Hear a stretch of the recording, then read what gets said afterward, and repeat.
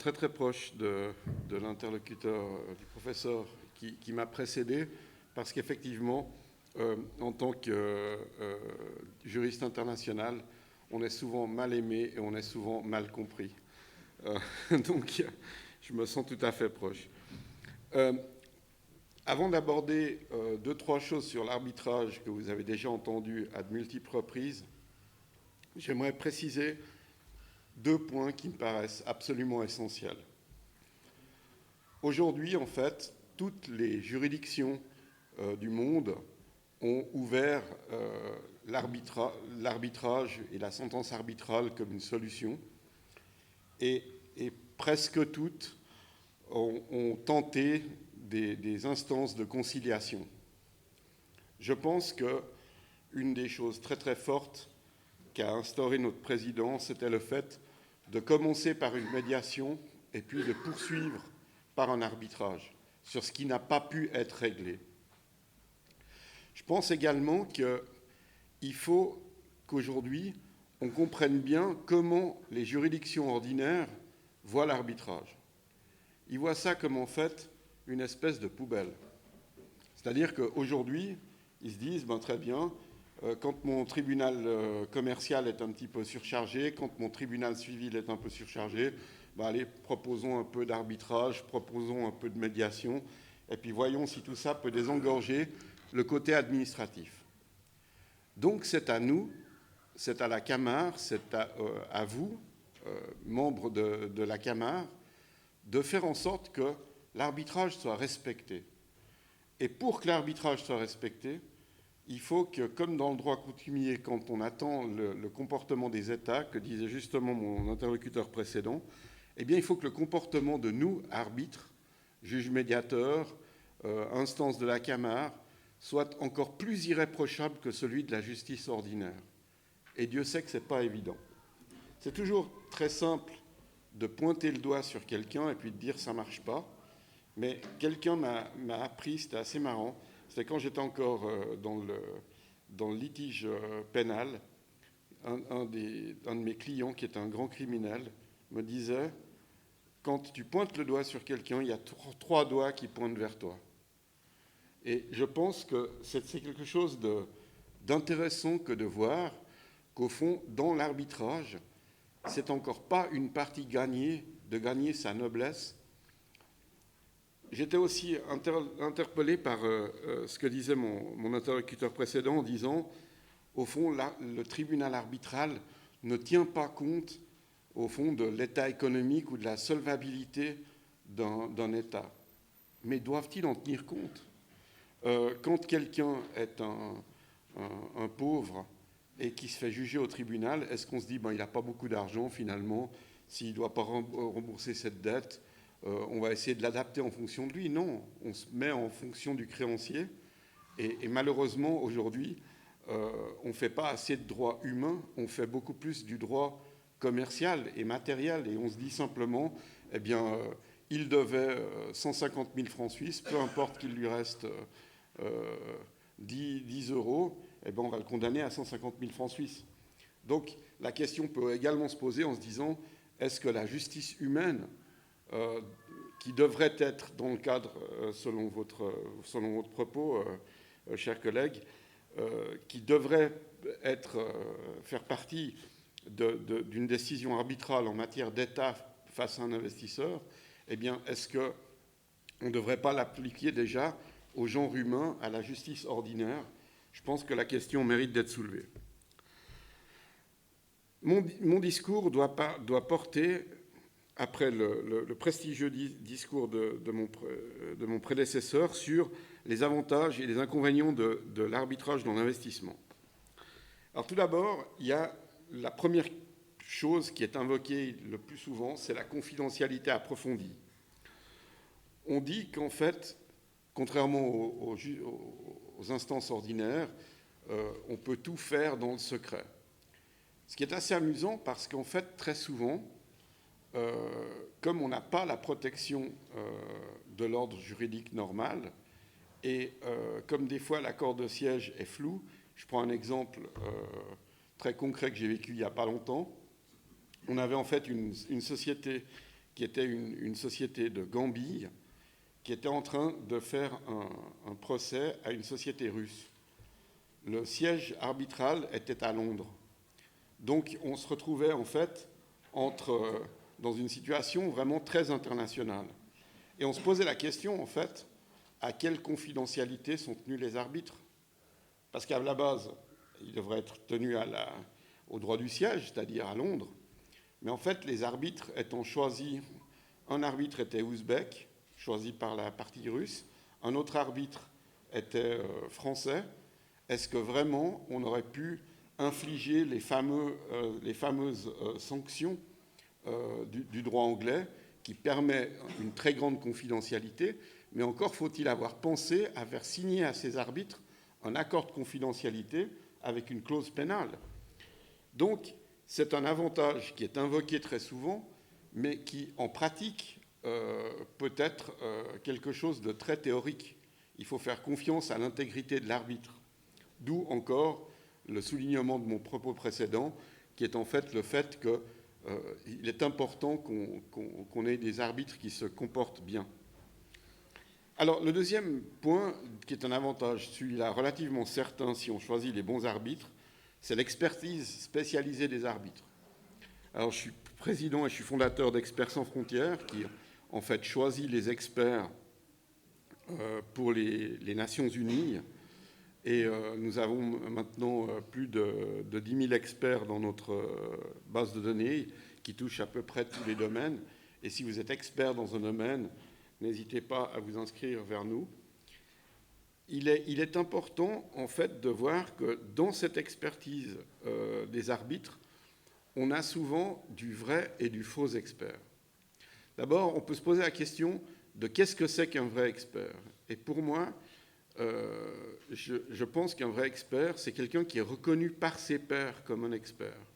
C'est-à-dire que c'est quelqu'un vers qui ses pairs se retournent quand ils n'arrivent pas à résoudre une question. Ce n'est pas un titre autoproclamé expert. C'est le fait qu'en fait, on ait atteint un niveau de sagesse qui fait que les pairs se retournent vers la personne et sans lui cirer les bottes. C'est le cas de notre président en matière d'urbanisme et d'architecture. Le troisième avantage, c'est la flexibilité procédurale et personnalisation. Alors là, c'est assez marrant aussi parce que chaque fois que je vous parle de ces avantages, je vous parle également de leurs faiblesses. Eh bien, leur faiblesse, c'est très simple, c'est que la flexibilité procédurale et la personnalisation de la procédure est très souvent un des arguments qui fait qu'ensuite, on a justement les fameuses demandes reconventionnelles, où on a les fameuses questions quand il y a un accord de siège et qu'on regarde la constitutionnalité. Eh bien, très souvent, cette constitutionnalité est examinée à l'aune de la procédure civile, la plupart du temps, ou administrative, également, de l'état du siège arbitral, donc. Et donc, ce n'est pas aussi simple que ça paraît. Ensuite, il y a un autre argument qui est invoqué qui dit la facilité d'exécution internationale des sentences. Alors, oui, il est facile dans la théorie de faire appliquer la sentence. Et puis après, il y a la question de savoir si son application sera théorique ou bien si elle sera pratique. C'est-à-dire que j'ai eu un exemple de ça que je ne résiste pas à vous raconter. J'ai eu une sentence donnée par la Chambre internationale d'arbitrage de Paris, qui est une très respectable institution. Et je me suis retrouvé à aller, avec cette décision, j'étais la personne nommée, parce que je parle allemand, pour aller la faire appliquer en Allemagne. Et là, je tombe sur un très vieux juge, qui visiblement avait vécu la Deuxième Guerre mondiale, et qui m'a dit comme ça en allemand, il m'a dit, écoutez, le jour où je ferai appliquer une décision française dans mon tribunal, il fera plus chaud qu'aujourd'hui. Et si jamais vous faites appel, ce n'est pas un problème pour moi. Je peux même être contredit par l'instance supérieure.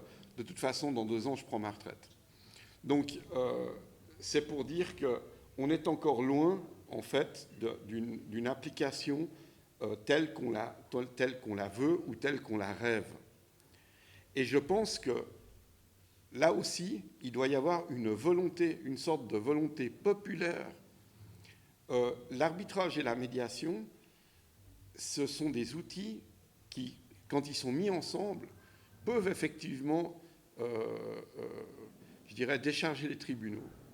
Mais il y a aussi une volonté populaire. Il doit y avoir une volonté populaire qui rassemble et qui permette aux gens de se dire, finalement, est-ce que dans mon pays, je suis d'accord pour qu'une procédure dure plus que 5 ans? Est-ce qu'au fond, pour chaque degré de juridiction, on ne devrait pas avoir une limite de 1 an? Parce qu'à la fin, il y a des gens qui souffrent, qui attendent une décision, qui sont là à vouloir savoir si la succession est partagée ou pas, si le divorce est prononcé ou pas, si on peut avoir des tas et des tas de cas. Et je ne parle même pas des litiges commerciaux, avec l'impact que ça peut avoir sur la construction de quelque part. Pas loin de Genève, dans un endroit qui s'appelle Archamps en France, il y a eu une construction qui a été interrompue pendant 16 ans, parce que l'immeuble était à moitié construit, il tombait pratiquement en ruine, ça devenait une espèce de terrain vague où voyous, dealers de drogue et enfants allaient s'amuser, et pêle-mêle, et on peut se poser la question là-dessus. Aujourd'hui, on sait qu'au départ, on se disait, la sentence arbitrale, vu qu'il y a un seul degré de juridiction, ben ça va aller vite. Ça va être une rapidité d'exécution fulgurante. Et aujourd'hui, on se rend compte qu'en fait, ce n'est pas le cas. Ce n'est pas le cas parce que très souvent, cette rapidité d'exécution, elle est obérée par le fait qu'il y a des arbitres qui sont connus, et puis que ces arbitres ont un agenda qui est complètement débordé. Je pense à une grande dame à Genève qui est un peu je peux dire la marraine de l'arbitrage international, c'est Gabrielle Kaufmann-Kohler. Et Gabrielle Kaufmann-Kohler, je lui ai demandé il y a quelque temps en lui disant j'ai besoin de toi sur un arbitrage, et elle m'a dit pas de problème, je prends encore les réservations à partir de 2030. Donc c'est-à-dire que l'arbitrage pouvait commencer 6 ans plus tard. L'impact sur les relations commerciales. Alors moi j'ai une petite proposition à faire devant vous sur quelque chose qui est au fond quelque chose qui touche particulièrement le secteur de la construction, qui est souvent un très gros preneur d'arbitrage. C'est le fait de se dire, est-ce qu'au fond, dans la construction, on ne devrait pas avoir un arbitre ou des arbitres nommés dès le début? C'est-à-dire que le processus ne doit pas intervenir seulement en cas de litige, mais peut-être au cours du suivi. Parce qu'il y a plusieurs choses. Il peut y avoir des retards de livraison et on hésite à demander en fait, la compensation de ce retard. Et puis ensuite de ça, il y a une mauvaise exécution, mais on ne veut pas complètement gâcher les rapports et on a peur que ça s'interrompe. Alors que si on faisait ça comme un processus continu, comme quelqu'un qui, au fond, surveillerait le chantier ou surveillerait du point de vue arbitral et médiateur là-dessus, eh bien, je pense qu'on aurait, au contraire de ce que les gens pensent, un arbitrage et une médiation dont le coût serait diminué au lieu d'être augmenté. Parlons maintenant, je vous ai parlé des avantages avec leurs faiblesses, je vais vous parler maintenant des inconvénients. Vous direz que je suis vraiment pessimiste, mais d'habitude, ce n'est pas le cas. Donc, la première chose dont a parlé très justement mon collègue, c'était les coûts potentiellement élevés et les coûts élevés de l'arbitrage. Mais en réalité, ces coûts élevés tiennent au fait que vous allez payer tout le tribunal qui est plus payé par l'État, d'accord ? Mais par contre, vous pouvez aussi adapter la fonction de ces juges médiateurs et faire en sorte que ces juges arbitres et médiateurs aient une part dans le fonctionnement actif je pense qu'on manque de créativité. On manque de créativité, et là je m'excuse pour mes collègues avocats ici présents, parce qu'on est trop emprisonné par le mode de raisonnement du droit ordinaire. Comme on est trop emprisonné par ce mode de raisonnement, on se dit, au fond, les arbitres, c'est en cas de problème, le médiateur, c'est en cas de problème, et puis on enclenche ça en cas de problème.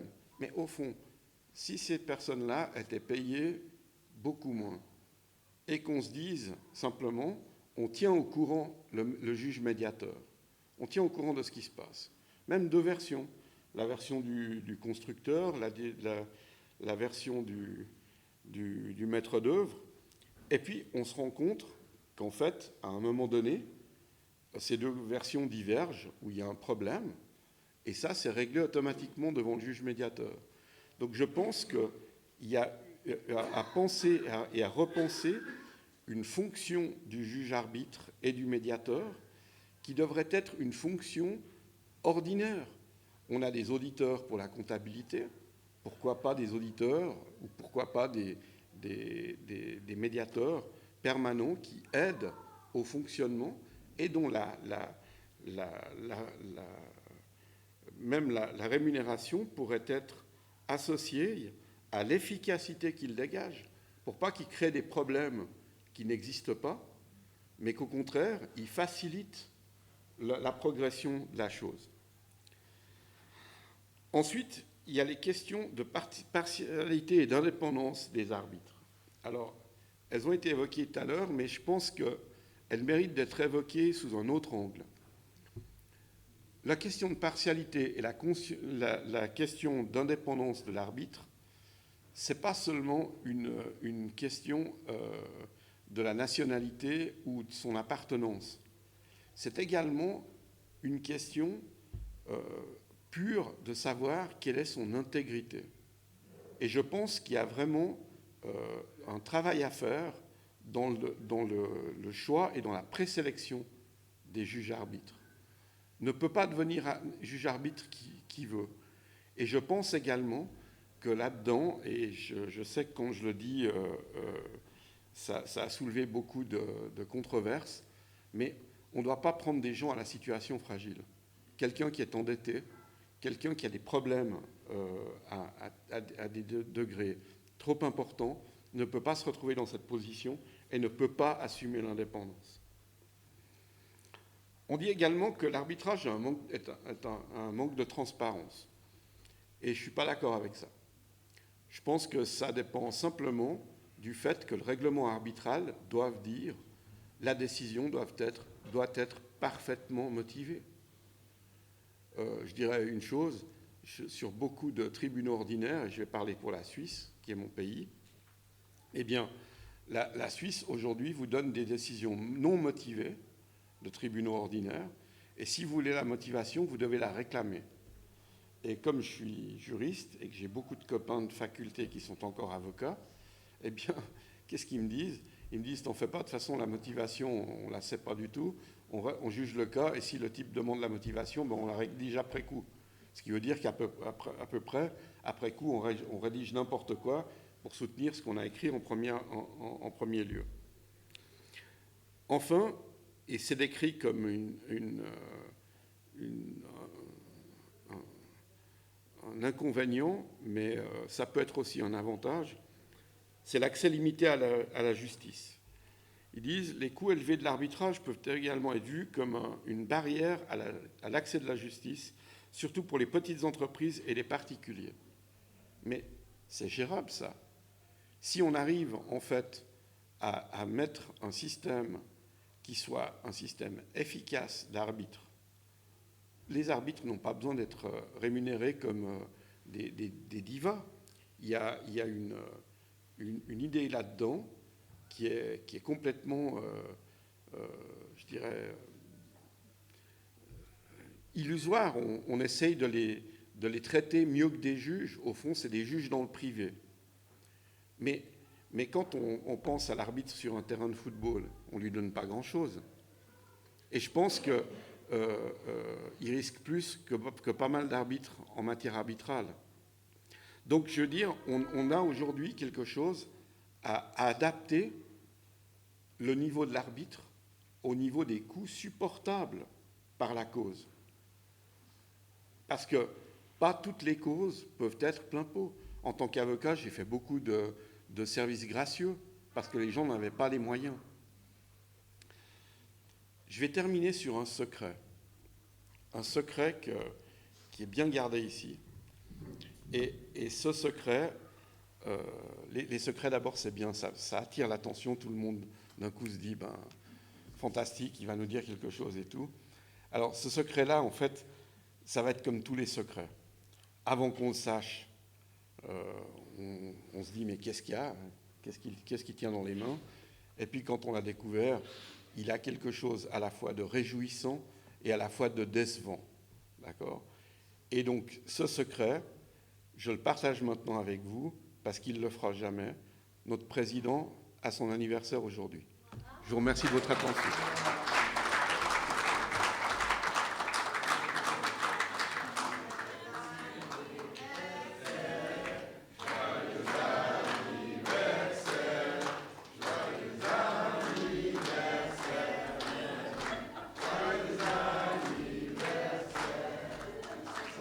Merci beaucoup, merci. Je vous embrasse.